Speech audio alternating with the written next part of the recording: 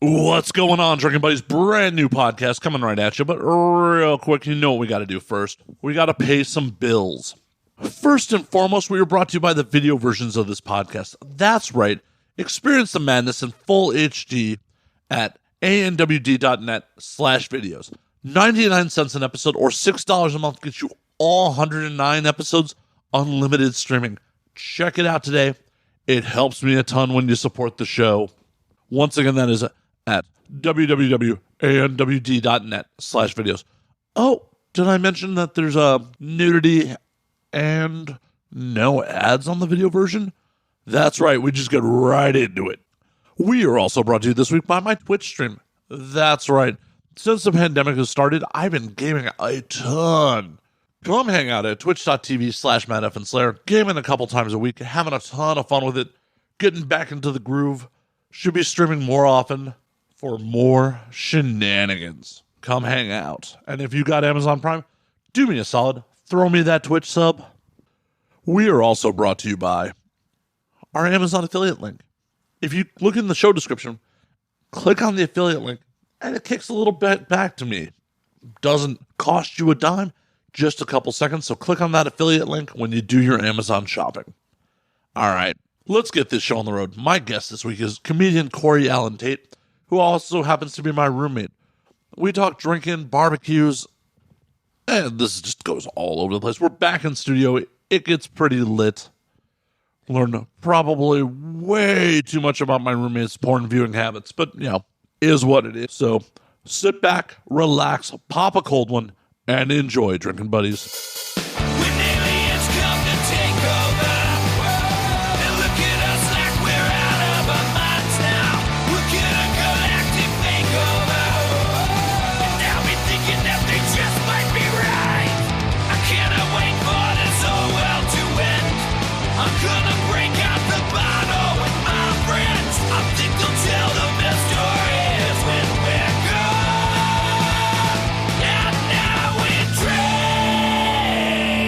Corey, what the fuck's going on, man? Yo, what's up, Matt? What's up, man?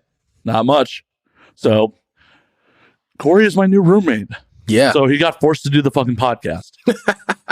He had no choice. It was in the lease agreement. Yeah, when I signed on to the lease, there's a little clause that said you have to do the podcast. So, you know, I had to abide by the clause. Yeah, I mean, I think it would really ruin the roommate situation for me to sue you like the first 90 days for breach of contract.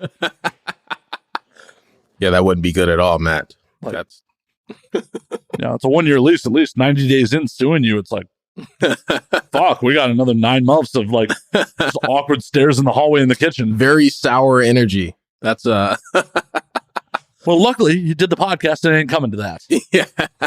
I'm happy to be here, man. This is I've been listening to a few other episodes, so this is pretty dope, man. It's pretty dope. Thank you. Well, you're one of like 10 people who's ever done the show who listened to it before they did it. Everyone else is like, what am I getting myself into? Like, so, you know, anal sex. And they're like, what? Huh? Except when the porn stars are like, well, of course, obviously anal sex. Dude, I feel like I used to listen to the podcast before I actually knew you, which was actually pretty exciting. Stop it. I'm blushing. Stop it. All I heard was liquor and porn stars. And I was like, I have to listen to see what the fuck this is about. So, yeah. And now you're stuck living in the studio. Living the dream, Corey. Living the dream. You know, yeah, man. It's two of my favorite things, booze and porn stars. Yeah, I'm a far third. Like, I'm not here for Matt. It's like the booze and porn stars. Like, no, I'm joking, man. I've actually listened to episodes where you were not interviewing porn stars, which was actually still pretty cool. So, okay, we are done with the kissing my ass portion of this show. Like, people who are listening to this obviously already listened to the show. So, oh, that was rude. They could be here for you. You know, you have fans out there. Corey, you're a stand-up comic. How many years have you been doing it now? I would say about 3 years now, actually. Yeah. A little bit in Chicago and then moved to LA, started doing it a lot more out here. So what brought your LA adventure to a head? Like, what made you decide, like, fuck Chicago, I'm out? Because we all made that decision at some point. Yeah. Yeah, man. I just felt like I never really fit in the Chicago scene. Like, I was doing comedy in Chicago, but like there's a certain lifestyle that you live in Chicago when you're a Chicago comic. So, and I just never felt like I fit in there. You know what I mean? And I came to LA, I was like, oh, these are my people. This is my tribe. You know what I mean? So yeah, man, it's been fun though. It's been really fun in LA compared to Chicago. Yeah. Well, yeah, we don't have fucking winter. Yeah. But we don't have deep dish pizza in LA. We sure as fuck do. Oh, masa. Yeah. Yeah. We have deep dish. Yeah. Like, if that's the only thing you missed from Chicago, that's handy. Now, getting a fucking hot dog is a fucking mission. Yeah, yeah. And they put ketchup on all hot dogs here, so. They put mayo on fucking hot dogs here. Like, what the fuck's wrong with you? Sorry, aioli. Aioli. Ooh. Bougie ketchup or bougie mayo. Made me think about, fuck aioli. Fuck it so much. I don't want mayo on my fucking burger. How do you feel about people making these veggie burgers these days? Beyond Burger. What is it? Beyond Beef? Impossible Burger? Impossible. Hey, man, as long as no one tries to feed me one, I don't give a fuck. If you try to feed me that fucking shit, like, we're going to have to fight. Yeah, I can't do it, man. I went vegetarian for like a month. What was her name? Lisa. No, I'm just kidding. Wait, you did this on your own? There wasn't like some girl involved who's like, oh, Corey, I'm a vegetarian. And then I started being a vegetarian. Nah, it didn't happen like that. But I don't, I wouldn't advise it if you're a meat eater. Just trying to go vegetarian cold turkey. No pun intended. What made you fucking want to do that shit? I don't know, man. I was young, experiencing shit, curious. And yeah, you're supposed to have like a threesome, do some drugs, not go vegetarian. Yeah, I was the lamest kid ever. So that happened. A stint in vegetarianism. He's really selling himself on coming to see him perform, guys. I'm the lamest kid ever. I just became a vegetarian because... Like, what drugs have you played around with, by the way? I've done weed. Not my favorite. All right. Well, in high school, I was actually like, I could definitely take weed. Like, weed was totally fine. Nowadays, I'm like, fuck, I get incredibly paranoid. So, yeah, man, not for me. Other than that, edibles, which is still weed, but just in a different form, freaked me the fuck out. I took them once at a job I had back in Chicago. Recommended dosage was 1, and I fucked around and took 2. Next thing I know, I was like laying down in a ball in an empty conference room, after hours. Yeah. Yeah, that's not shit you should be doing at work. Like, I didn't know, Matt. I just what made you be like, oh yeah, I'm gonna fuck around with some edibles at work, and then I'm gonna do double the dosage. Fuck it. The fucking crazy weed people who made this shit, they don't know shit. I'm gonna do double that shit. Fuck them. Yeah. I'm gonna show them what's up. That's you did by being in a fetal position in a conference room. You showed them what's up. That's the thing, man. I bought them on the internet, which is like rule number 1 to not do, bro. It's to buy fucking sketchy edibles on the internet. Like, yeah, it was a horrible time, man. What year was this? Like in 2021, man, you buy a lot of drugs on the internet. Yeah, maybe 2017, 2018.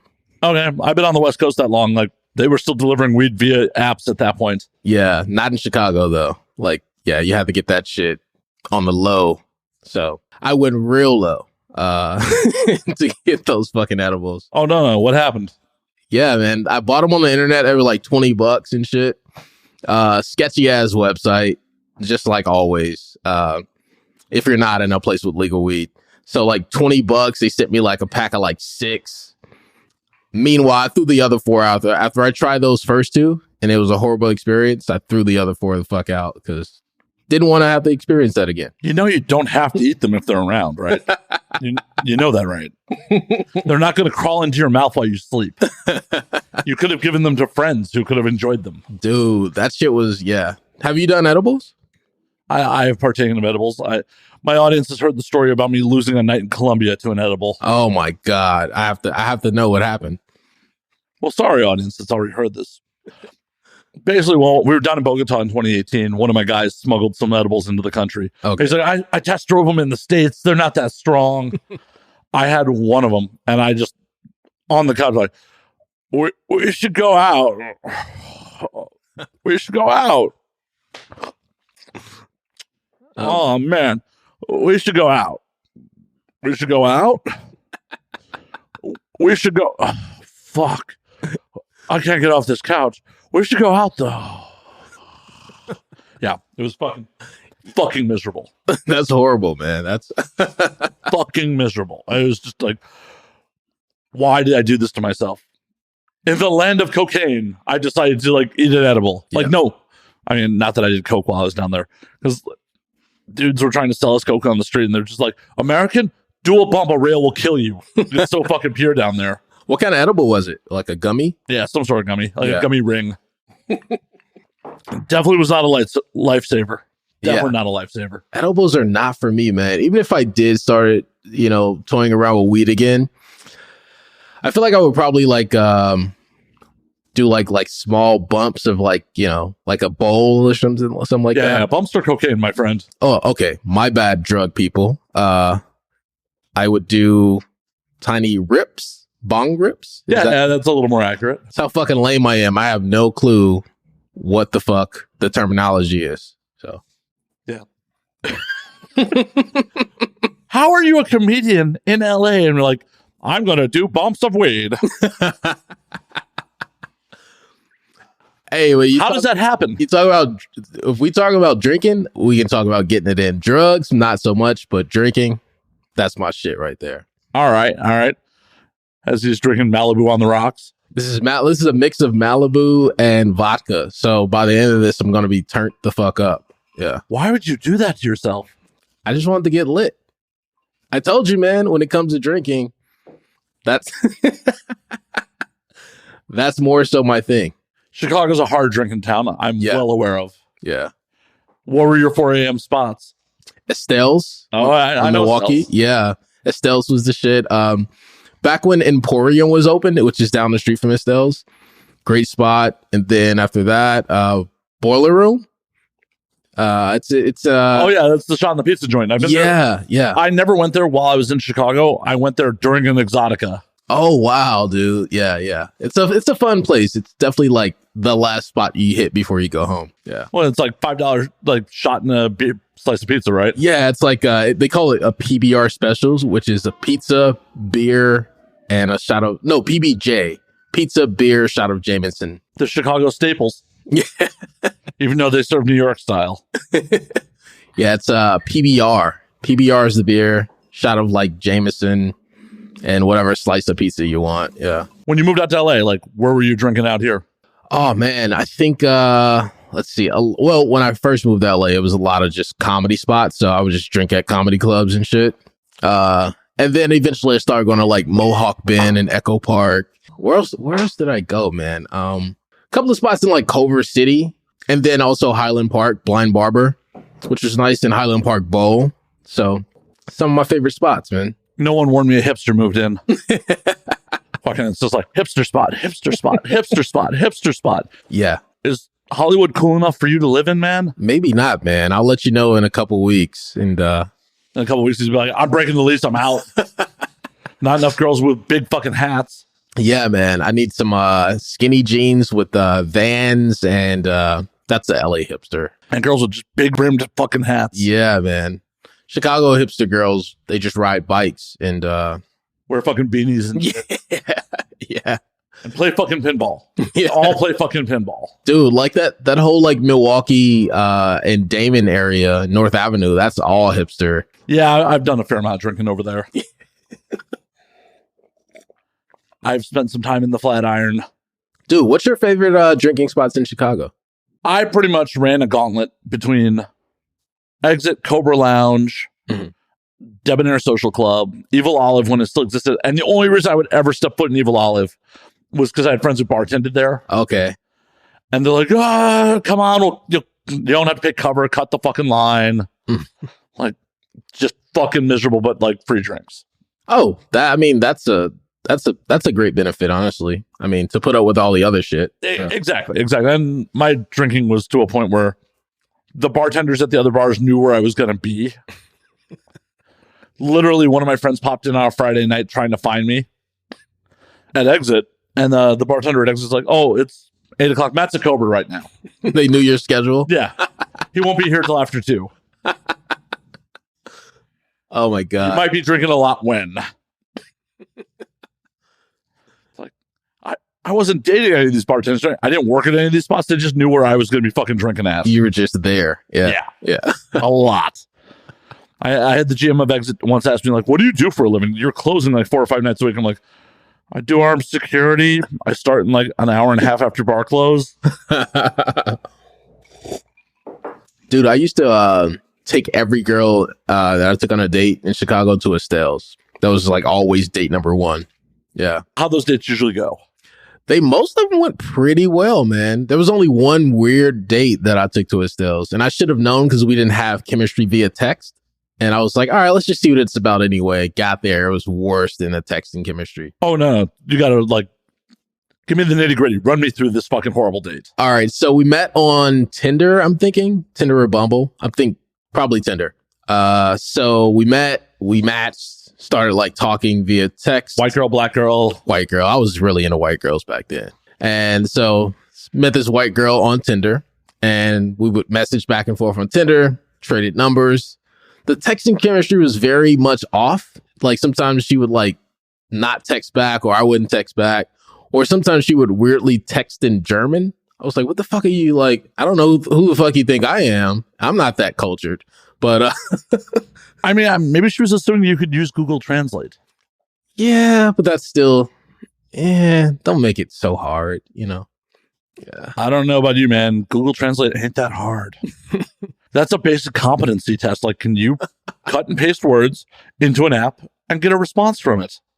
Maybe she was like, will my future children have a father that can like flip a light switch? Yeah, I guess so. But this is Tinder at the same time. It's like, this is wham, bam, thank you, ma'am. No, I'm just kidding. That's not what I was looking for. Oh, you were looking to wife her up?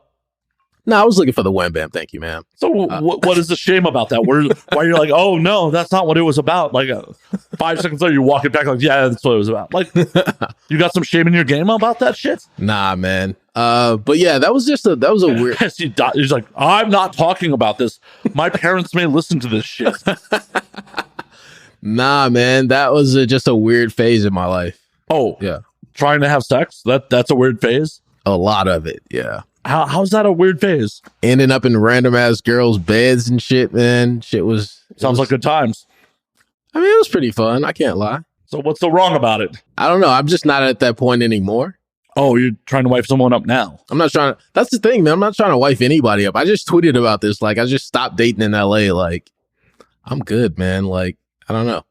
It just got really boring, man. How's dating in this town boring to you? Like, we got to get back to this horrible date first, but I'm not letting that one slide.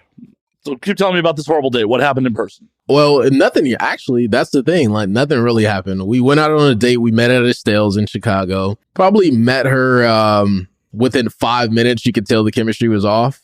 Also, I will say I was late, so she was probably mad as fuck.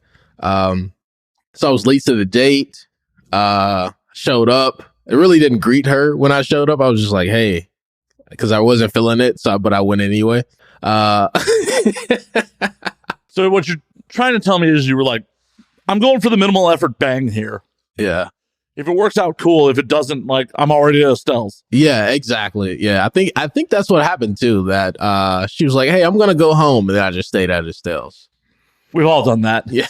We've all done that shit. Like, I'm going to just take you to where, like, I'm already comfortable. And if this shit doesn't work out, like, yeah. I can just fucking stay here. Yeah, man. Yeah. Estelle's is my favorite bar in Chicago. Like, so it was a win-win for me, man. How long was it before she bailed? maybe 15, 20 minutes. Holy shit, that's fast. Yeah, man. Because I wasn't feeling it. She wasn't feeling it. But she was the first to admit that she wasn't feeling it. How'd she break it to you? She's just like, I'm going home. Yeah, she was like, hey, nice to meet you. I think I'm going to go home now. I was like, thank God, because this shit was not going to work. It was just such a struggle conversation. You know how like you're just trying to fucking make something happen out of nothing? I mean, I generally don't put in that much effort. It's like, all right, you're boring. I'm out. Yeah, man. I've never done that to a girl. I should start doing it, though, when I'm not feeling something. Just be like, hey, I'm out. Just be fucking honest about it. Like, hey, there ain't shit here. Yeah. I think women are much better at that than guys, because guys are more like, oh, there's still the possibility of me getting laid. You know what I mean? So it's amazing what we will put up with. Yeah, exactly. Yeah. Something in our heads biologically is like, no. I know she's missing a leg and she's boring as fuck. But when was the last time you got to bang a one-legged girl, dude? You're in this. You're in this. Yeah, man. Women are just like more clear cut on bullshit. They're like, yeah, I'm not feeling it. I'm going to fuck home. Dudes are like, all right, just hang in there a little bit. Something might happen. And then, yeah. Nothing ever actually happens. Sometimes things happen. Come on. I mean, obviously, that's how we both got here. Something happened for other people. That's true. That's very true. All of us got here via raw dogging. Yes. My mom got raw dogged. Hope mom's not listening to this. I think she was there. I think she knows. Okay. That's a valid point. I think she's aware that she got raw dogged. I don't think you're the second coming of Christ and you were immaculately conceived. If you are, my Jewish ass is in trouble.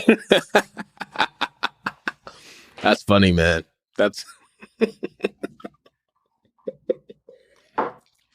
oh my God, man. So why have you given up on dating in LA? Dating in LA, man, it's just not my type of dating scene. Like, it's just so I wouldn't mind like casually dating in LA, but like a relationship in LA. What falls under casually dating in LA? Oh, let's have a drink. Let's maybe smash, text from time to time. But there's other types of dating besides that? Yeah, relationship dating like that. Oh, yeah, come meet my family and all that weird shit. So not something. That's a thing? Oh, you didn't know, Matt? There's a world that exists outside of just getting some late night trim. Hey, sometimes it's during the day. It's not always late night. I enjoy sex with the lights on, sir. Fuck, late night. I didn't put the blackout curtains in just so like it's always dark while I fuck. God damn. Yeah, man. Yeah, I deleted Tinder. Not Bumble. I didn't download Bumble since I've been back to LA. But yeah, I deleted Tinder. I was actually going for like older women on Tinder, and I matched with a few, but I was like, do I really have the energy to put into this? And do they? I mean, once you change the depends, they're probably game. Yeah, I was not that old. Nah, I see. You know what I set my age range to? I set it between like 45 and 55. I was like, that's a good age range for a woman that's just like looking to get smashed and not have anything to do with you. Yeah. So yeah, man. I had a little bit of success, but I ended up deleting Tinder again. When? Tell me about the little bit of success. How'd that go? I matched with a couple, started talking to a couple. But it never went anywhere, actually, just because I didn't really want it to. I was like, I'm kind of bored with this shit again. So it's just that the grandkids didn't get you hard? No, that's some pedophile shit. Not what I meant. Not, you know what I meant there. Not pedophile shit. Like the idea of them having grandchildren is like, nope. No, man. Yeah, I was like, man, let me see what the older women are about. You know, they were actually really hot too, man. Really hot older women. I was like, I don't know where this is going to go. So you inside of them. That was the plan. That was definitely the plan. Then why didn't you follow through with the plan? I should have, man. I should re-download Tinder, huh? I'm not here to encourage. Yeah, just do it.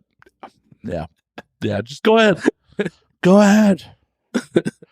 You know, I'm hoping you bring a mature lady home. She'll cook us breakfast. That would be very nice. I would love to roll out of my room to like just pancakes being fucking made by some mature lady. Just the smell of bacon in the morning. From an older woman who's very generous enough to make two guys breakfast, even though she only had sex with one. Obviously, I'm just here for the pancakes and bacon, lady. He's your sex provider, not me. That's funny, man. Yeah, I've never had sex with an older. Actually, that's a lie. I was gonna say some shit because I didn't remember that I did it. I definitely had sex with an older woman. I think it was. Actually, it was L.A., man. I think I was 28, and she was like just turned 40, and she took me to a concert.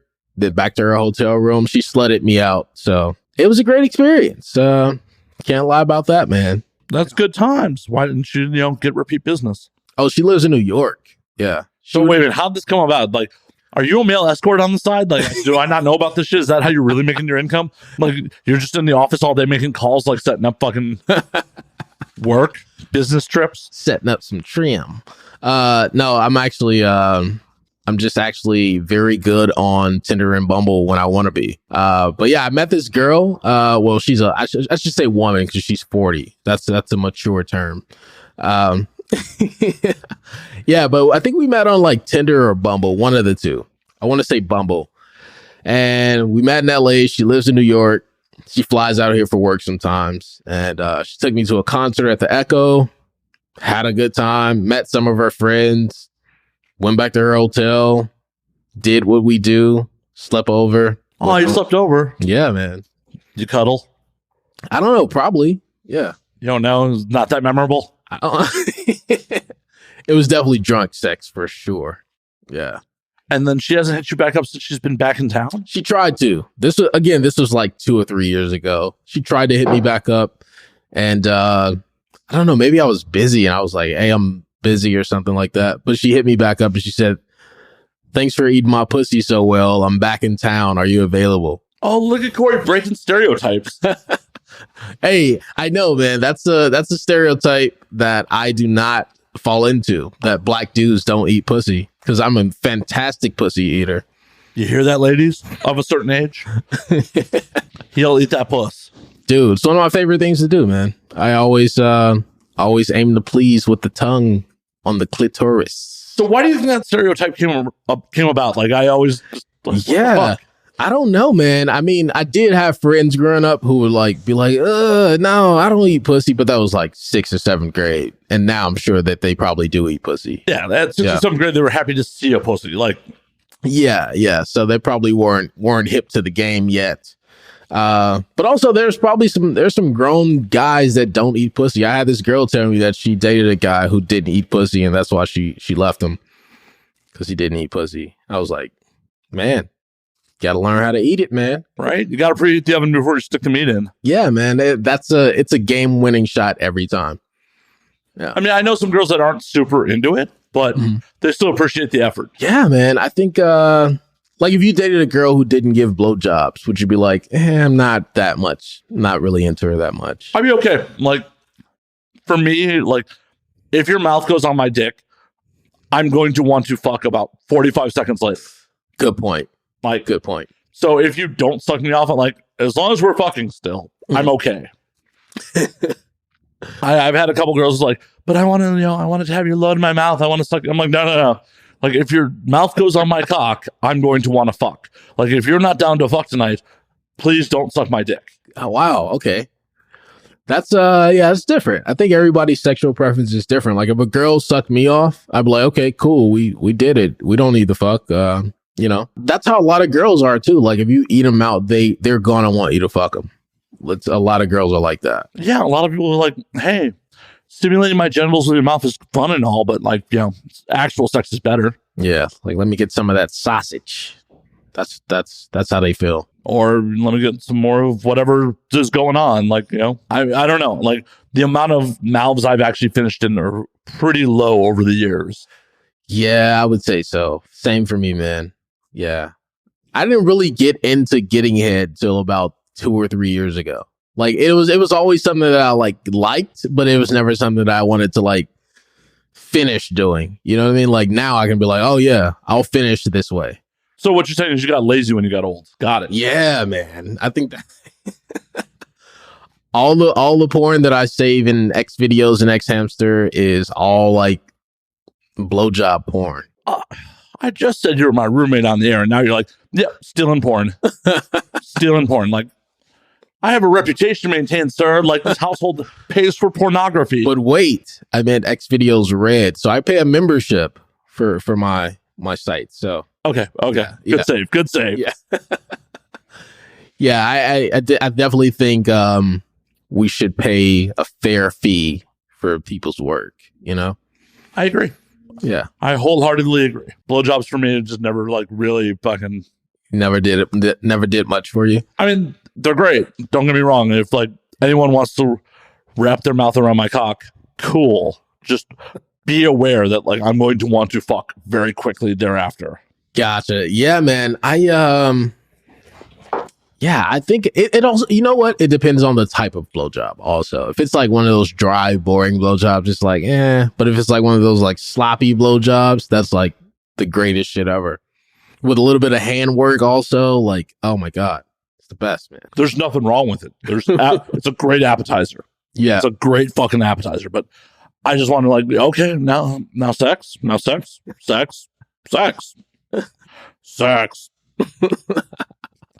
I literally had a girl, if you have a nice dick, I'll suck your dick. And I just flat out told her, I'm like, yo, if this goes any further and you want to suck my dick, I'm going to want to fuck. She's like, oh, that's cool. I'm like, oh yeah, cool. As long as we're on the same page here. The honesty, man. The honesty is always, you always get points for honesty. Not always. A lot of the time. Maybe that's not even true. No. It's all very situational. Yeah. Like if you're just like, hey, by the way, I fucked your sister. Like, I don't think you're getting points there. Ignorance is bliss there. Yeah, okay, that's a great example. So maybe I should take back what I said. Honesty's not always appreciated, but it can be tolerated in certain situations. Yeah. I mean, honestly, you probably shouldn't do the scumbag move of fucking your partner's sister or their sibling. You should probably not do that. But just bringing it up and being like, I did this thing, probably is pretty hurtful too. Yeah. Unless you have a relationship where that's cool. I'm not here to judge. Yeah, that would be a weird ass relationship. Like I let somebody fuck my sibling. That's kind of weird. Is it? It's some super old timey shit. Like where like one the widow or the widower dies and like marries the sibling after their partner dies. Wow, is that some old timey white people shit? I think it is. I've never heard of that. That's kind of creepy. Did that shit in like medieval times and shit. Like people marrying their siblings, wives and shit after they died and shit. Wow. So like take care of the family and shit. On the black side, I've heard of motherfuckers moving in on dudes' girls after they go to jail. Maybe that's an equivalent.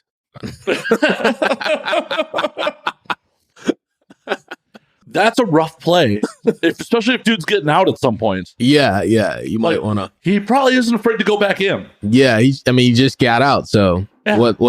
It's nothing for him to go back, right? Fuck you up and go back in. Yeah. I guess that would be an equivalent to that. A more disruptive equivalent. That's a bad move. Like, yeah, you wouldn't want to do that. Yeah. No, I'm like, if I'm fucking around with someone and I hear that they have an ex that's in jail, I'm just like, I'm cool. I'm good. Yeah. Well, depends on if he's getting out or not. Does he? I don't know. I feel like even if he's not getting out, he has boys. Oh, that's true. Yeah. Somebody who can report back to him. Yeah. Let him know what the fuck is going on. Exactly. Like, well, I guess it all depends on what kind of crime he's in for. If like he's in for a violent crime, yeah, I'm out. If he's in for like tax fraud, I'd be like, nah, it's all good. Yeah. Tax fraud is definitely less vicious than a violent crime. Unless it's like some Capone shit where they can only get him on tax fraud. Yeah. But he did a slew of other shit. Yeah, like, maybe I ain't gonna fuck around with you, girl. Sorry. Probably not the best move, man. Yeah. I'm not about it. I'm not about that life. Yeah, man. I'm very selective with the type of girls I date too, man. I like nerd girls because although they could have like some evil boyfriends in the background and shit. Yeah, haven't you seen Scott Pilgrim? Yes, I have. Scott Pilgrim versus the World with like that nerd girl had like 7 evil exes. Yeah, that's also true. Not real life, but yeah, in a fantasy life. Yeah. Don't judge a book by a cover. Like, nerd girls could have fucking weird ex-boyfriends or like fucking real crazy exes. Yeah, she was a nerd. She definitely had some crazy ass exes. Scott was like the only like cool, nice ex, right? Dude, Scott was a piece of shit. Was he? Yeah. Really? Okay. So he's dating Knives while she's in high school. Mm-hmm. And then ditches Knives for Ramona and then like lies to them both. Scott was not a good dude. And even when Scott was with Knives, he was barely tolerating her. Haven't seen it in a while, man. But now I have to go back and watch it with like more of a scope on what the fuck was actually going on. Yeah, Scott was not a good dude. Oh my God. This just blew my mind. I just, I've always watched it with like a fun eye. Now I have to like watch it with a very keen eye of what the fuck was happening. Scott Pilgrim's a scumbag. Maybe Envy was right for dumping him. I mean, overall, it's a great film. Oh, no, it's an amazing film. Edgar Wright did very well with it. Yeah. But it's just like, if you look at it with a little bit of a critical eye, it's like, yeah, Scott's not a good dude. He kind of like mooshes off of Wallace. Like, do you think Scott's paying rent? No. Probably not. Yeah. Like, he's mooching off of Wallace. He's cheating on girls. Like, yeah. Not a good dude. Fuck, man. Now I have to watch Scott Pilgrim again just to... I mean, remember the couple of the party scenes were like, oh, I seem to remember you getting very drunk on some G&Ts. Like, apparently Scott's gotten fucking drunk and been a fucking asshole. I mean, we've all fucking been there. Yeah. But it seems to be chronic for Scott, where Scott had a problem and had to stop drinking. Scott was a drunk asshole at one point?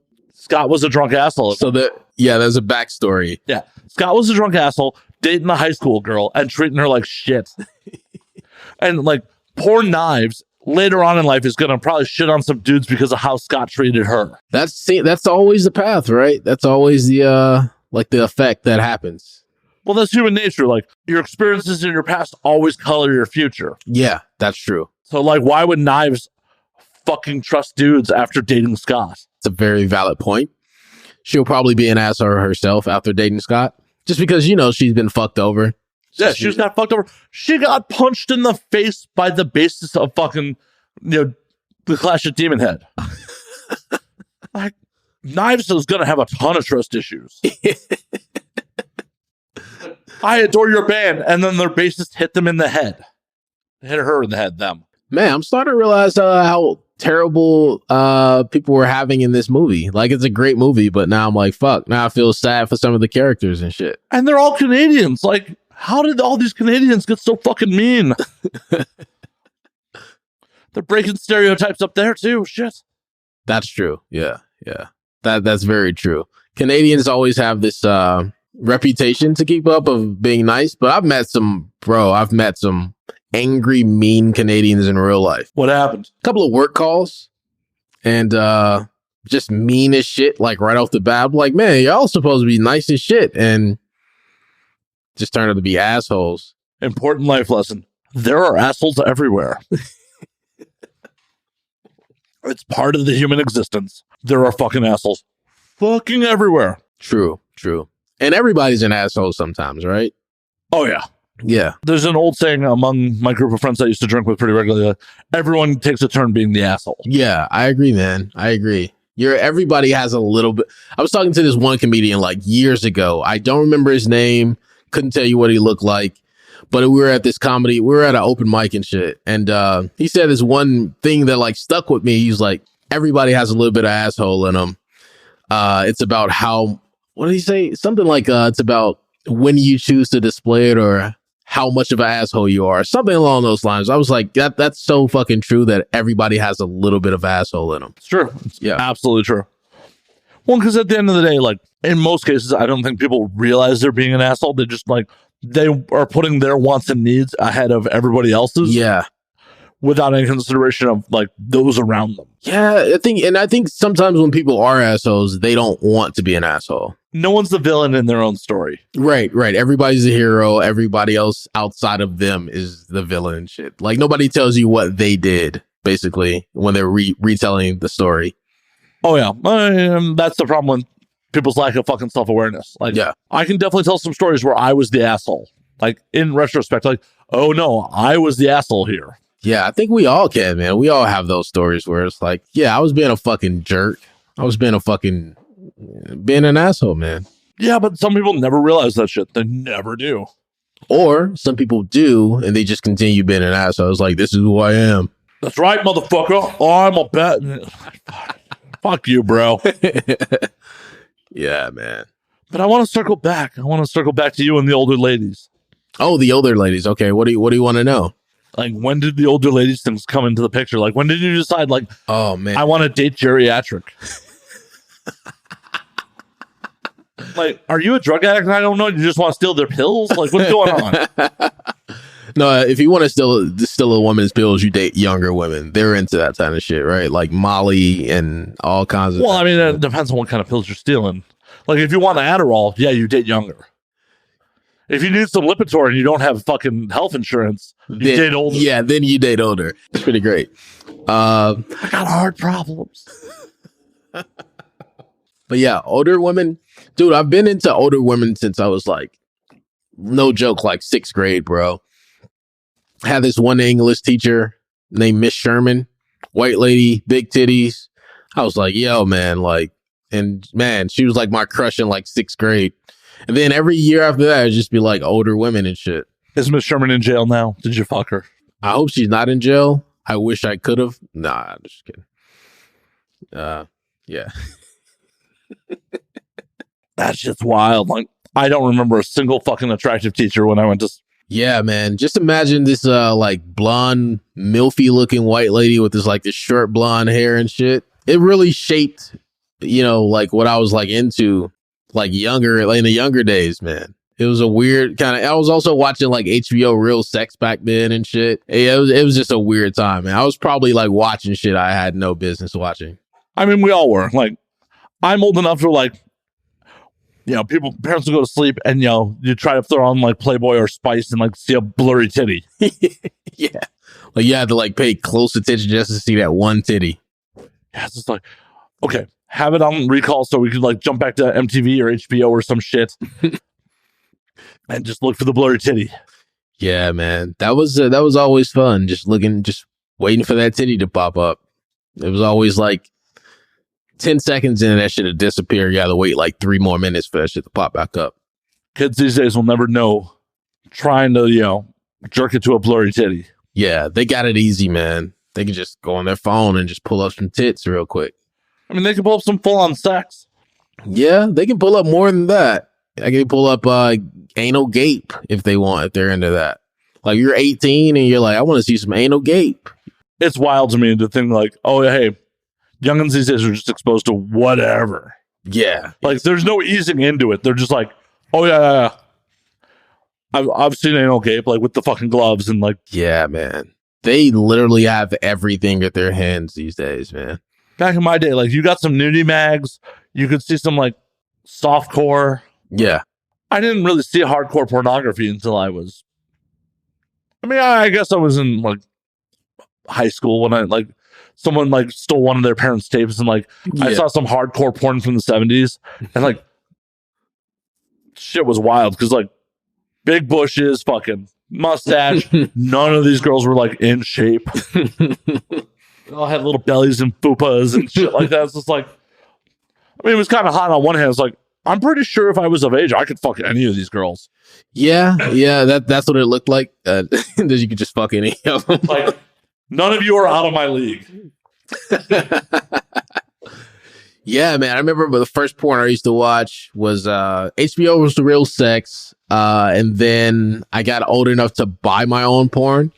I went to a porn store that was like 3 blocks from my house, and I bought like a DVD of porn. Yeah, it was on from then. Like, I could buy my own porn. So I bought like maybe 4 DVDs or something in that time before. And that was like right as like the cell phone and X videos, X Hamster, Pornhub was releasing. So yeah, I remember porn DVDs being fucking expensive. It's like $25, $30. Oh, back in my day. Yeah, we used to roll up to like the like roadside porn shops that were like over the border in Wisconsin. Yeah. And like a porn DVD, like for a Wicked or a Vivid fucking release, like $60 fucking. Wow, dude. Are you serious? Yeah. $60? 65 bucks? That's, man. Just for one DVD. One DVD. One feature-length DVD. Yeah, man. I could never. I paid like maybe $25 for mine. Oh, guess what I bought, by the way? What'd you buy? I forgot what it was called, but it was like mature women in their like 40s or 50s. And I fucking loved it. I was like, I'm buying this one. This is the one I have to buy. It might have been like even in between like mature and granny porn, honestly. I'm not judging, man. I'm not whatever floats your boat. Whatever makes you happy, man. Like, yeah, that age range that I bought the DVD, like the age range of the women, could have probably went either way, mature or granny. Yeah. It was just pretty hot though. I definitely jerked off to that on a normal basis. Hey, no judgment here, man. No judgment here at all. Like, that's wild that you're just into the mature chicks. Yeah, dude. I don't know why. I think it's because like the shit I saw when I was younger, man. And it's just like stuck with me. Like if I was to date a girl now, would I choose an older woman? I don't know. Maybe not. But I think yes. I mean, I could go that route for sure. Definitely. If I really wanted to. But the shit that I'm into, like socially, the shit that I am into, like hobbies, is probably like younger women shit. Like if I dated like a woman who's like 50, she's probably not going to want to stay out to bars till like 2 a.m. type shit. You know what I mean? I am thinking of someone I actually need to introduce you to. Yeah. Former guest of the show, Sally Mullins, is in her 50s, a possibly current or former escort, porn star, and a comedian. Oh, wow. Wow. Okay. I would love to meet Sally. I'll make that intro. She sounds like fun, man. She's cool people. She's very cool people. I will definitely make that intro. Okay. Because she likes to date younger dudes, so. Ooh. Hey, Sally, what's up? There we go. What's good? Trying to make love connections here on the show. Listen, Sally, I know you don't know me, but I'm a friend of a friend. And if you'd like to get together, have drinks, get to know each other, I'm available. I'm in Matt's apartment because I also live here now. So if you wanted to stop by, you're more than welcome to do so. Thank you very much. Thank you. I love how this just became like an old school dating tape. Like, I'm going to send her the VHS of that like intro, like, hi, I'm Corey. I like comedy, mature women. Like, it's some like flat out like 70s date taping. Like, what the fuck, man? What has this podcast become? I know we've been on hiatus for a minute, but like, what does this fucking show become that like Corey's just flat out calling out people on air? Yeah, man. I mean, listen, you said there's an older woman who likes to date younger guys. Sounds like we have a lot in common. So I just wanted to shoot my shot on air. Well, the shot has been shot. The shoot has been shot. The shot has been shot. Yeah, and I said it right the first time. Corey has shot his shot. We will follow up at some point and see what happens. Yeah. Maybe we can do like a follow-up episode, me and Sally, and we let you know how happy we are that you brought us together. And wow, you are jumping the gun, sir. Super jumping the gun. Yeah, man. I'm a visionary. I like to plan ahead. Corey's just gonna go on his vision board, like Google it, and be like, there we go. We could tour together and everything. That's funny, man. Because it might actually happen. Yeah. Hey, if it happens, cool. Man, as long as y'all have the open bar at the wedding, like. Oh, okay. Yeah, we can do that for you. We should be able to get that done. I mean, you're the reason we're together, so. This is getting weird. I love that, like, Corey's in purely on concept. He has seen no pictures of this woman. No, I don't know her at all, but. Yeah. Doesn't know her comedy, doesn't know her sense of humor, has no idea what she looks like, but he's just in. He's like committedly in.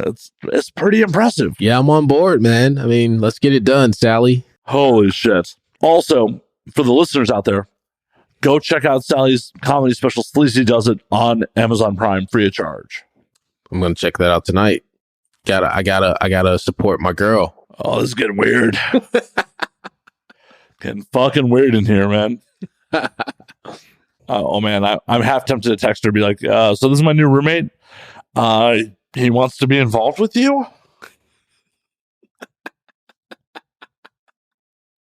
Just see how that goes. She might unfriend you after that. I've been unfriended for less. I still sleep pretty well at night. That shit don't bother me. I mean, they're fucking lost. Yeah, I can say that's true. Yeah. What are your goals with comedy and shit? Like, what do you want to do? Where do you see yourself? Man, I love doing stand-up. I love writing. I definitely want to be a touring comic. I also want to have shows on networks and just like be like a writer, creative, like producer type of person. And yeah, that's pretty much it, man. I just want to make dope ass content that's unique and fresh and that nobody else can make, and just that I can make based off of my experiences. So yeah, I just want to do fun, cool shit, man, and make people laugh and happy. I'm pretty sure you have the black man into older white women market cornered. I think that's your market. I think that is completely the Corey Tate market. Yeah, that's true. I could I could definitely write a show based on that for sure. I think that would be a great show. Although too bad Cougar Town's already a fucking name that was already taken. I know. I would have definitely snagged that for sure. Yeah, I've actually been more into when it comes to mature women. Like I've been noticing, like especially been in LA, like a lot of black and brown women, like black and Latino women that are mature. I was like, oh my God, it's like fucking. Like I saw this lady at Starbucks the other day. I was like, fuck, man. It was like the greatest shit ever. I'm curious though. Do you ever catch any hate from like black and brown people for going after white women? I think I used to, for sure, man. Like I used to like do this stand-up joke about dating white women, and some people wouldn't like it. Sometimes I would like on Twitter, I would brag about like, this was years ago. I don't do it anymore, but I would like brag about like dating white women and shit. Not necessarily brag, but just like telling recounts of stories that I've had, dating white women. And some people just wouldn't like that shit, Yeah, you catch a lot of flack. For like, sure. What kind of shit would they say? Like, oh, he likes white girls and that type of shit. Yeah. So that don't sound like flack. They're just stating fact. I guess so. Maybe I'm overly sensitive. Oh yeah, I was saying like, yeah, I've definitely gotten looks from like older black women from dating like white women. Like they'll see me with a white girl or whatever, and they'll just give me these looks. Like I was in I think it's called Chicago Diner. It's a like the vegan place and shit. I think is it vegan?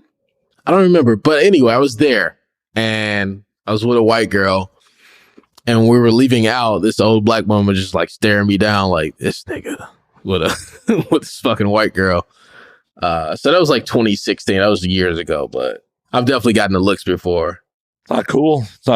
People can, fuck whoever they want these days, as long as they're mature, consenting adults, obviously. Yeah, definitely. Yeah, man. I haven't been dating a lot of white women over the past few years. It's just something I kind of moved away from. I mean, I'm open to it if it happens, but just not. I know I saw you at that barbecue. Yeah. You want to tell the audience what you were thinking about at that barbecue? Yeah, that was just I was faded, like everybody there was. This white girl, she had on some black spandex pants. She had a bubble butt, and I was checking it out. And I tweeted about it.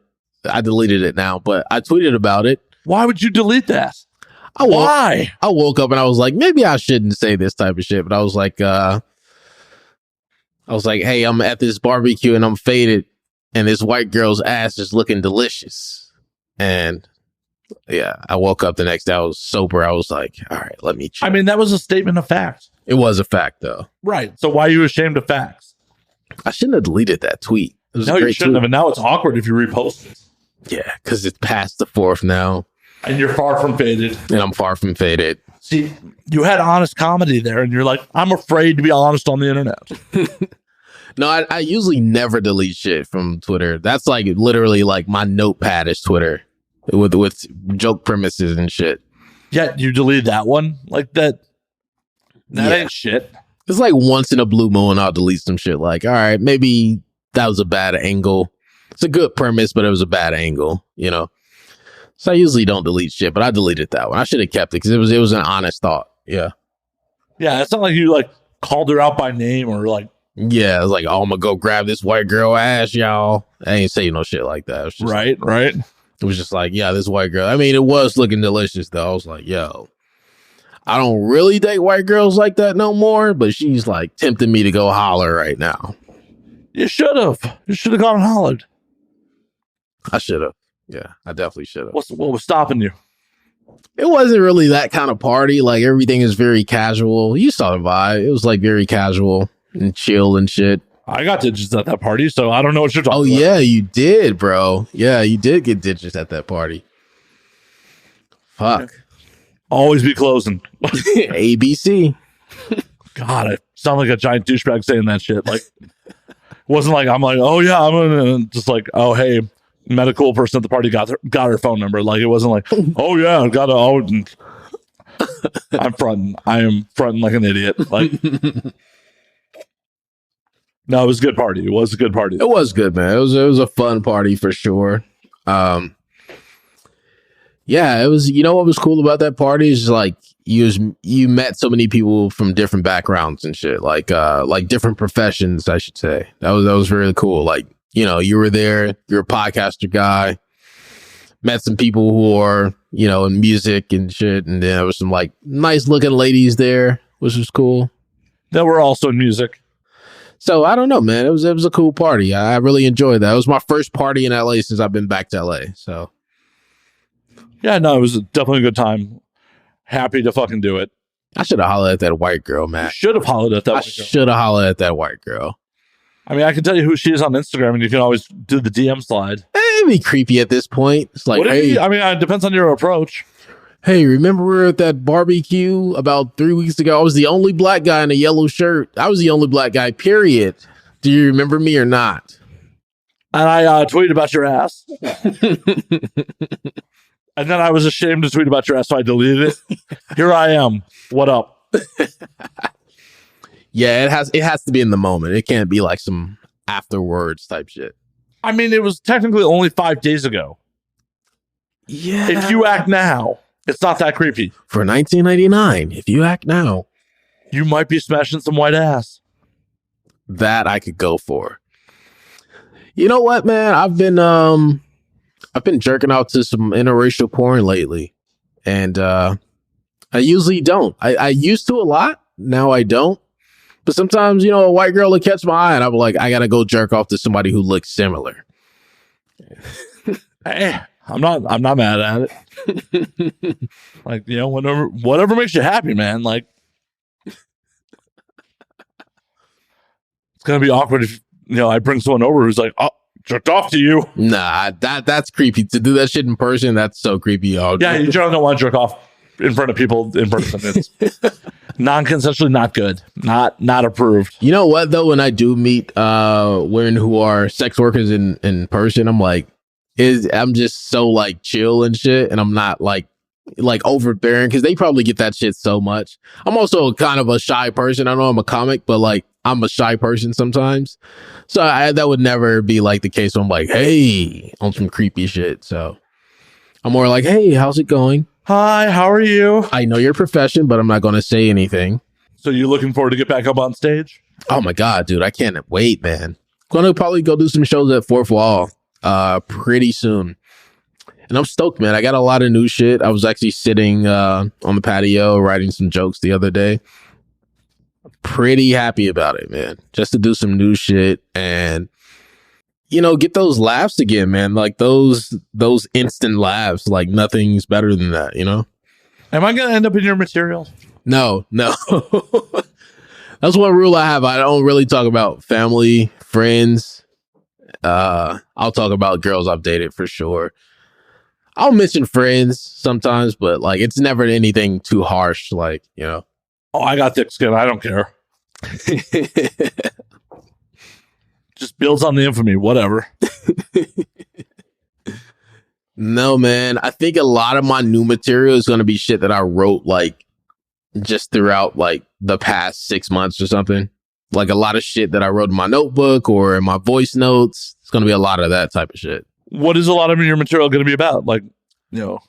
The pandemic a little bit, which is, I know that's kind of cliche. A lot of comics are probably going to be doing that type of shit. Pandemic, dating is always a top topic for me. I don't know, man. It's just like whatever comes to mind. I have a lot of it's not always like topic based. Sometimes it's like these just quirky, weird one-off jokes that I'll tell and shit. So I'm excited to tell those too. Just like those one-liner type of jokes. Fuck yeah. And I'm not going to do the hack thing. I'll be like, tell a joke funny. Like, no. I'm not going to do that shit to you. Don't worry. That's one thing all comedians hate is like, oh, you're a comedian. Tell me a joke. It's like, this isn't a fucking comedy show. Like, you don't walk. This is technically a comedy show. Well, this is a comedy show, but like in person, like if I meet you at Ralph's or Gelson's, where we just went the other day for the first time. Oh my God, we're in Gelson's, bro. I didn't even notice it at first, but you pointed it out to me. The security guard, and he was like, "Hey, how you guys doing?" Yeah, and we got clocked at Gelson's. Like, y'all don't belong here. Like, scummy looking white dude, black guy. What are you guys doing in here? Yeah, like what the fuck? Yeah, the thing that I was thinking about that like the next day. I didn't even notice it. I thought the security guard was just speaking to us and shit. And I was just like, "Hey, how you guys doing?" But then I noticed he didn't speak to anybody else. And then we were checking out, and I was like, "Yeah, man, this is my first time at Gelson." She was like, "Yeah, I know." And the security guard knew it too. Yep. Like, we were in the liquor section, security rolled by and was like, "Hey guys, how's it going?" Yeah. Not shoplifting shit, are you? Yeah, that's basically what he meant. And the thing that like made me mad was he was a black dude and shit. I was like, come on, bro. Like, you doing it. This is like internalized racism, brother. It's fucked up.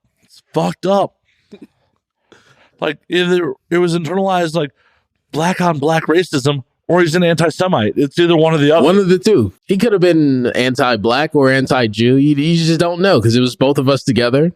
And you just never know these days, man. 2021. You don't know who's racist about what, or who they're racist towards, you know? Right. And it couldn't been the fucking manager who sent him over. For all we know, like, he was just doing his fucking job, and the manager's like, "See those two motherfuckers? See what the fuck they're..." Yeah. You know, the one with the funny hair is talking about fucking expensive booze. The black guy, he just does not belong here. That's what it was. I feel like that's probably what it was, is that he didn't want to do that shit, but somebody was like, "Oh, you're not doing your job, huh? How you let them sneak in?" That type of shit. So fuck you, Gelson's. We can afford your fucking prices. We spent $100 on hot dogs. We did, man. We spent a lot of money on booze and hot dogs, and not nearly like the normal meat to booze ratio that I shop for. Yeah. It was like 16 cans of beer and a lot of meat, and it was like $100. Yeah, which is crazy, man. But that's Gelson's for you, right? It's just that's at Gelson's. That's why I don't shop there. I love that everyone gave me shit until they tasted the fucking beer I picked out. The cucumber sour, bro. Yeah. The whitest drink I could have picked. Here, try this cucumber sour. I was like, that's going to be nasty. I'm like, no. That shit was fire. Try that shit. It is fucking good. On a hot summer day, sitting outdoors, having a cucumber sour is fucking amazing. It was like so refreshing, man. Just to like sit out on July 4th in the sun, and we're on the patio, had some cucumber sour drinks, and like to the point where everybody was like disappointed when they were gone. That's how good they were. Should have bought more. We should have fucking bought more. Yeah, we should have definitely bought more of those. Those are like the hit of the party, basically. There's two things in this world you should not doubt me on it. It's alcohol and food. I'm a fat drunk. I know these things. These are things I know. Like, if you ask my opinion on fucking rocket science, don't take that. Do not take that shit. People will die. That shit will be a fireball before it even gets off the ground. But liquor, food, I got you. I got you on that shit. I can agree, man. That's my shit too, bro. Like, liquor and tasty food to eat while you're faded. Those are my two favorite things. Where are your drunk spots? Oh, man. I'm a big Wingstop guy. Wingstop is the shit. You're already disqualifying yourself on Wingstop. How? They're baked wings. They're fucking... Oh, no, they're fried. They're fried now? Yeah, they're fried. Oh, yeah. Back in the day, Wingstop was like always baked wings. Oh, that's terrible. Right. Yeah. But still, chain wing joint, it's still like, I mean, that's suspect. whatever cures the drunken munchies, I mean, gets the job done. Yeah, but there are so many better places to get fucking wings. Where? Like where? Rustic Inn. Oh, those are fire. I've only had them once, but those are really fucking Best good. fucking wings in LA. Shout out to you, Rustic. Yeah, those are fucking good. I can't lie. Where else, man? I like a good burger when I'm faded. Those are always really fucking good. Maybe a good sandwich, like a Fat Sal's, something like that, you know? Fat Sal's is just like, oh yeah, you drunk fatty, here you go. That's exactly what it is. It's like, that's the crowd that they prey on, is like the drunk fat crowd, for sure. Like, oh yeah, we're gonna stuff all their meats and fries in this and cheese sticks into this fucking sandwich. Mozzarella sticks and buffalo sauce on top of a fucking chicken tender bed, basically. Enjoy it, fatty. We're gonna sell it to you expensive now because we know you ain't gonna be here long. Your ass is gonna be dead soon. Yeah, Eat at Fat Sal's. Yeah, that's that's their advertising, basically. Yeah, it's that's always good, man. I've only had that shit like once, and I don't even think I was drunk at the time. I think I just wanted that shit. And yeah, Fat Sal's ain't bad. It ain't bad. Yeah, you know, back in Chicago, Cheesy's on Milwaukee was like one of the best spots. Like 2 a.m. fucking coming out of like Estelle's or Emporium or Nick's Beer Garden. You know, one of those spots. Going to Cheesy's is like the greatest shit ever, man. See, my goofy ass. Late night, I'd always end up a lot of times stopping at like Maxwell Street Polish right off 290, like in the hood. Oh yeah, Like, dude, you were out west, bro. Yep, because I was living out by O'Hare. Yeah, right before I left Chicago, so like leave downtown and start heading west, and like stop in the hood at Maxwell Street Polish. Like it's a stand in a parking lot. Yeah. Like, shit served to you through a window. There's no place to sit, and like being a white boy stopping there at 3 o'clock in the morning is just like, the fuck? But you know what, man? They probably thought you were a cop, to be honest. That it's a lot of, if there are white people around there, they probably are cops and shit. Like on Madison Street, there's like a police station right there. They probably like, oh yeah, he's an undercover. Let's not fuck with him. Well, and honestly, at least in Chicago, I found for the most part, if you're rolling through the hood as a white boy, as long as you ain't fucking with nobody fucks with you. Yeah, that's the whole thing, man. Like nobody's gonna go out of their way to fuck with you. You know what I mean? Like, it just doesn't make sense. It's too much trouble for them, also. Right, it's too much trouble for them, and they probably think I'm probably here to get drugs. Yeah, so that definitely happens. I've definitely like ridden down like Madison Street, Madison and Pulaski, and you see white people stopping, you know what I mean, on the corner to get drugs and shit. So that it's like one of two things. Either you're there about drugs or you're a cop. And, you know, either way, nobody's going to fuck with you. Yeah, either way, it's just like, you ain't worth the fucking effort. Yeah, so nobody's going to, you're good, bro. Yeah, the only place I ever got like fucked with in my whole time in Chicago was like in Little Village. Oh, a Little Village? Okay. What happened? Oh, I had hair down the middle of my back long at that point. And like some dude just like, fuck you long-haired faggot. And I just ignored him. Oh my God. What the fuck? And then I got rolled by CPD with them asking me why I was there. Oh, wow. You know, so for those of you who are not familiar with Chicago, Little Village is a very Hispanic neighborhood. Super Hispanic. My white ass was meeting up with a friend at like a coffee shop.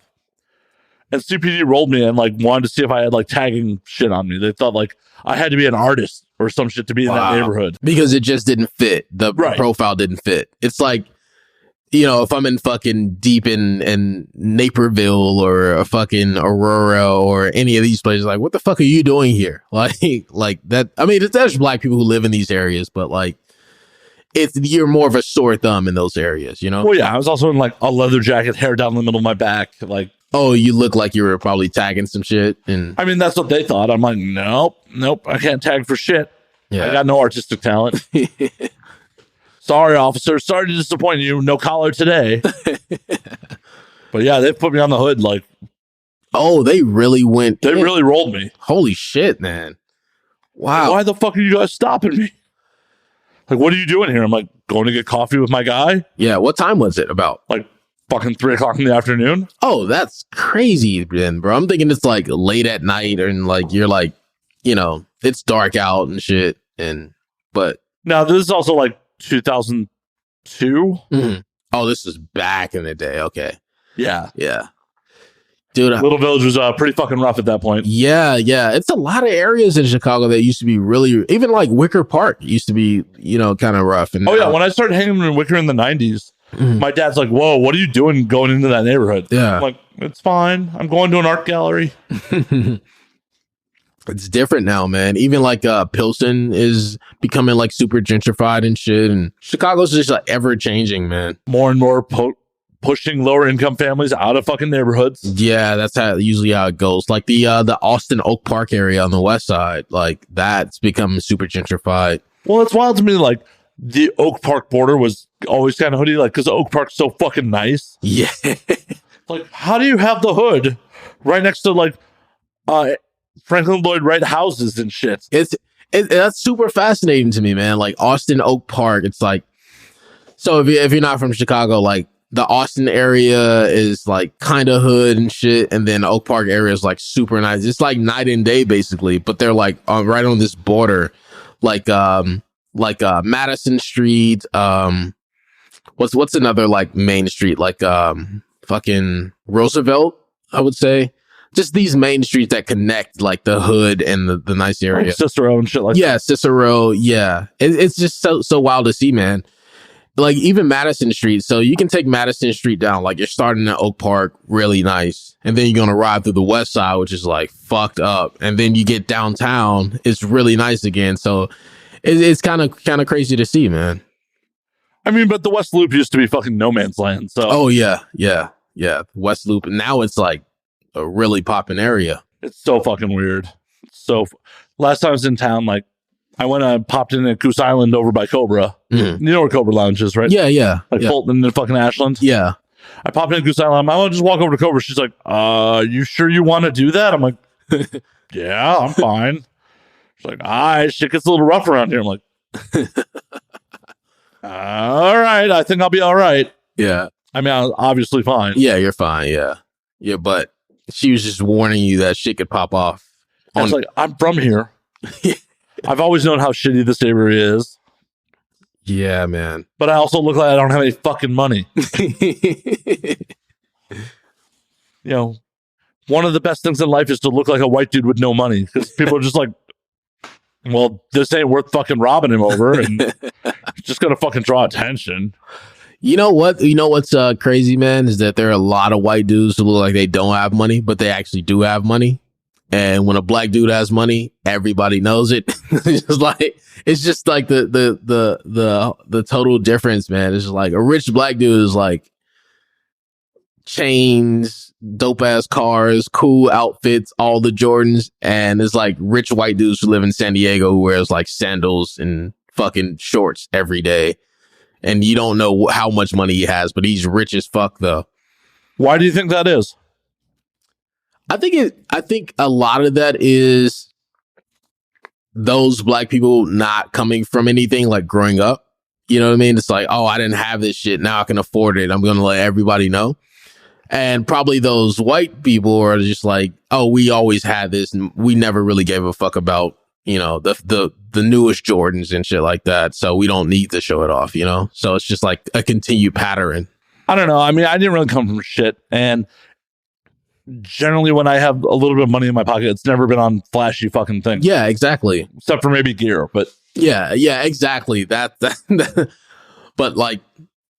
why you see like rappers and shit, man, like buying like Jordans and flashy cars and shit. And well, I think in the rap community, like, correct me if I'm wrong here, a lot of that is a self-perpetuating thing where like rappers rap about having all these nice things, and then like to prove that you're fucking made it in the rap game, you have to have these nice things. That's also true. Yeah, that's very true. So they're just like, well, because like I remember Cassie and I'm a hustler, like just a rubber band on my wrist, no jewels. Yeah. He's bragging about that. He doesn't have to have fucking show it off. Like, yeah, but he's still a dope rapper. Yeah, I think it might have been Jay-Z's first album when he was like, chains is cool to cop, but more importantly is lawyer fees, which is like just an indicator like, yeah, you can buy all that flashy shit, but make sure everything else is taken care of also. And listen to Jay-Z. He owns the fucking Nets now. Yeah, man. Yeah, he did it. He did it the right way, man. I mean, there's probably a lot of rappers doing it following the same blueprint that Jay-Z followed, but Jay-Z definitely like set the business model. Yeah. But there's plenty of rappers who don't, like, unfortunately, rest in peace, Pop Smoke. Yeah. He fucking had racks on him and then was bragging about it on Instagram, and they fucking robbed his ass and killed him. And like, what was it, Beverly Hills? Yeah, like Beverly Hills or like in West Hollywood Hills, but like, yeah, it was just fucking nuts, man. It's just like, but that's also another thing, man, about like the internet and shit and things like that, is like people are more tempted to be flashy and they have more avenues to show what they have, and that can be really dangerous, man. Yeah, especially when someone has a will to want to take that shit. Yeah, man. Yeah. So, you're a flashy rapper and you flash your address on, Instagram. It's going to probably want to make people come and find you and shit, man, which is especially when you're showing racks of hundreds of thousands of dollars in cash. Yeah. It's fucked up, man. Sucks. But yeah, that's what happened, man. You have to like watch what the fuck you're doing, man. Yeah. And like, I'm not meaning to victim blame, but yeah, like there's something to be said about like not fucking showing that much fucking flash. Yeah, that's true. Yeah, man, that's the thing. I always said, do you feel like if you got rich, you would let people know that, not blatantly know, but like, would you, get some flashy shit? Would you? I wouldn't have flashy shit. Like, yeah, I might have a nice house. Yeah, exactly. But that's not really flashy shit. Like, I don't know. Jewels don't really appeal to me. Mm-hmm. Most of my money would go into gear and travel.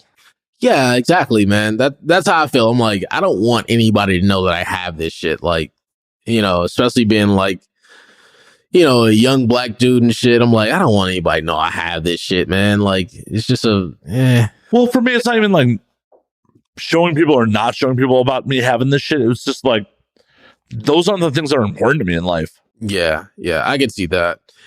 Man, and that's another thing, man. It's just like different things are important to different people. Like a white dude could like wear like the same jeans for like a month and not give a fuck, but a black dude is like, yo, I gotta have fresh as this, fresh as that. It's like, goddamn, man, it's just such a difference. But again, that comes from like, oh, I didn't come up with this, so now I want it all. But it's like, it's just a difference, man. For sure. And yeah, as I said, like, I didn't really come up with shit, but it was still like, but you're still just not interested in that time. Yeah, I'm just not fucking interested. Like, yeah, I bought a sports car at one point, and it was fun. It also got me 4 speeding tickets in 1 year. Oh my! I got rid of that motherfucker. Like, I had an 04 Mazda RX-8. Oh fuck yeah, and I got fucking 4 speeding tickets in 06, and I'm like, okay, this fucker's got to go. It's got to go. I cannot be trusted with this fucking thing. So, I don't know. Just the idea of like jewels and all that, it just doesn't appeal to me. Like, I go into like some rich people's fucking houses, and I'm just like, this is too much fucking house. Just too big. Yeah, it's like, what the fuck would I do with all this space, even though I can fucking afford it? Yeah, especially like if you live alone. It's like just buying a big ass house to live alone. Like, you're gonna want to fill that shit up at some point, whether it's with a partner or a family or your actual family that you want to move in. Like, it's just too much. Fuck no. Oh fuck no. But also, like, I've talked about this on air with other people, but it's like, when you get to that level of rich, who the fuck do you trust? Like, that's a very valid point, because I feel like it would be really hard to trust people. With depending. I mean, I'm not going to say depending on the type of money that you have, but just depending on the circumstances of like old friends coming back or new friends weaseling their way into the money. It's just like, yeah. If I ever won the lottery, my number's changing immediately. Yeah. No one's going to be able to fucking like. My share of the rent's just gonna get paid, but you'll never see me again. So I'm fucking out of here. My shit will still be here. The rent will get paid. Like, fuck did Matt go? Yeah, man. It's yeah. I feel like that would be, how they say like the lottery's a gift and a curse, man. It definitely is, bro. Like, a lot of lottery winners die real young. Dude, I'm sure you've heard of it. It's the curse of the lottery or something like that. It's like where they document people who've won the lottery and then they just like their lives go to shit after they win. Like it's fascinating, man. Well, because you had people who haven't had shit in most cases, a lot of fucking money immediately, and they don't know what the fuck to do with it. And their family does come out of the fucking woodwork, fucking mooching off them. Yeah. Like, if I ever won the lottery, the first and foremost would be changing my phone number. Yeah. Secondly, would be setting up a trust for it. Yeah. Yeah. Avoid that taxation, baby. And then 3, I would just buy real estate. Like, I would make sound investments on it. Yeah, like, I'd be living a little wild, but I wouldn't be living like multi-millionaire wild. I'd be living like, oh no, like, oh hey, I'd be living like I made $150,000 a year with like, yeah. I would still be working on projects that I wanted to work on and shit like that. Right. Like the idea of like, oh, I'm just not working anymore just does not compute to me.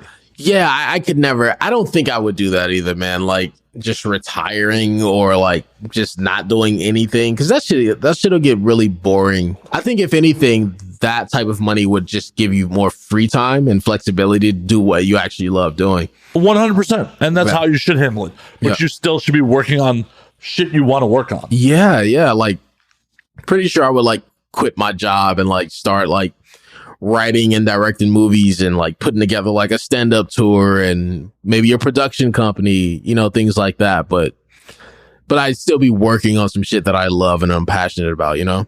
Exactly. Like, it just would give me the freedom to work on whatever passion products I want to work on. Yeah, man. And I think that would probably be like what my focus would be on, you know? So, yeah, man. Of course, I would probably get a bunch of bitches, but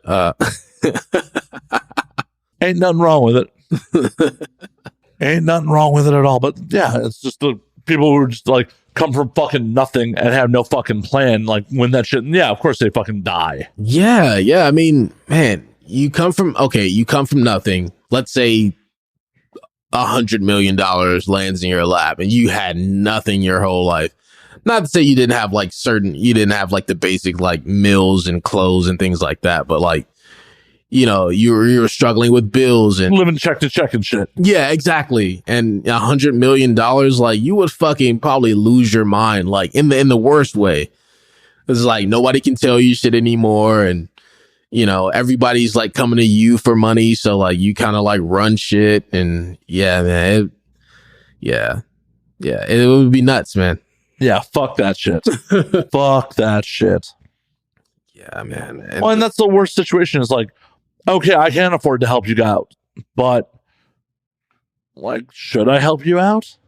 That's also valid, bro. Like, yeah, I feel like at this point, the people that I am around, like of course I would help those people out, but like new friends, probably not, because I know exactly what they're about. Man ain't getting shit. Got it. Well, I live with you. You can just rob me if you want. You just... Yeah, that'll go far. Like, you know where I live, too. Hey, the motherfucker in the next room robbed me. I have a great getaway plan. Yeah. But, man, you think about, like, money and fame, like that's a fucking potent mix together. Like, not only money, but also fame. Everybody knows who you are, and...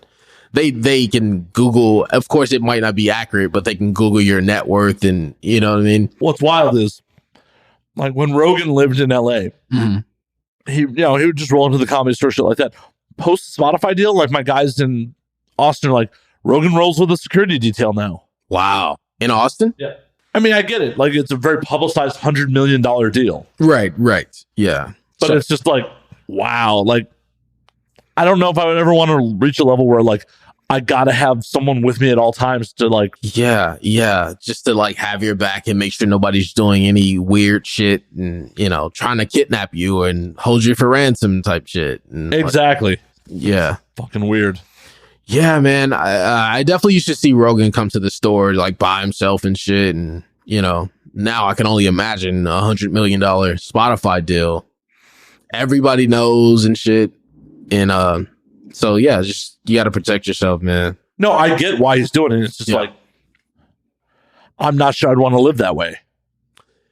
Yeah, like everywhere you go, like being the president, basically, like everywhere you go and there's somebody, Secret Service is there. It's like, fuck, man. It's like no privacy, no free time, and fuck, it's got to be hard, man, to live that way. If I'm lucky, I'll find out one day, but I probably won't. This podcast might get you an Apple or Spotify deal, you know? Yeah, right. Yeah, fucking right. Dude, did you watch the Amy Winehouse documentary? I did not. Okay, it came out probably like 3 years ago, but they were just saying how paparazzi would be so, determined to get something on her.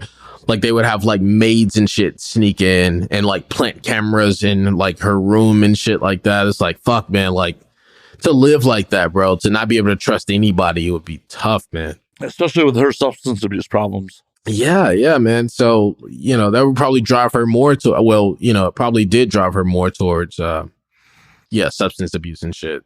Yeah, it's fucking wild, man. Like, yeah. That level of fame. Ugh. Yeah, it's got to be hard, man. It's got to be tough. I don't want it. I want a nice... I don't even really want to be famous.